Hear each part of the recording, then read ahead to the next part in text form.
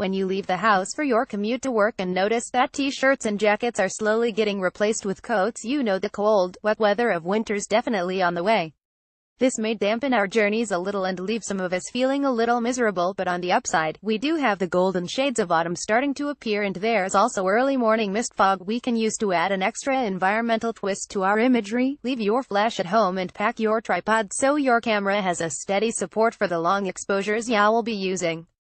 If you try taking your flash, people will look at your image and wonder what exactly you went out to photograph, as all you'll have is fog in your scene. A polarizer can be handy for pulling out the greens and blues in your shot, but if it's a particularly foggy day, fitting one of these won't make a bit of difference, as not much sunlight can get through. The final problem you'll have is fog mist, is moisture in the air which will leave drops of water on your lens, and it's not particularly good for the rest of your camera either. Take a lint-free cloth along to clean your lens, and when you're not using your camera, make sure you put it away in your bag to stop it getting wet.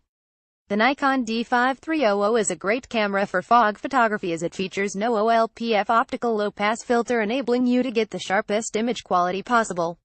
A moderate zoom lens such as the 18,105mm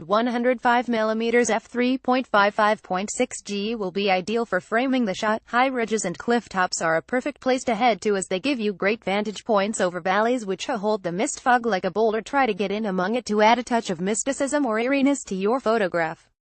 This works particularly well in thick wooded areas, but as the fog acts like a softbox and can lower the contrast of your surroundings, you can end up with rather long exposure times, so have your tripod to hand and make sure you're wrapped up warm to fight off the morning chill that can blow in. Your camera may also struggle with exposure, as they do in the snow, where they see bright areas in both the ground and sky, so you'll have to use exposure compensation to rectify this. Long shots where objects begin to vanish or appear silhouetted can look fantastic, but don't forget about adding some foreground interest too. Objects close to you will have plenty of color and appear sharp, which contrasts well against the vanishing vista behind. Closer to home, light sources such as street lights can photograph really well in the right conditions. For the light beam to become visible, you have to have the right sort of fog thickness, which can mean it's a bit of a game of luck, but if you do get the right conditions, you can end up with a street shot that looks like you've plucked it straight out of a thriller. View directory page Nikon, join ePhotozine and remove these ads. Explore more. There are no comments here. Be the first.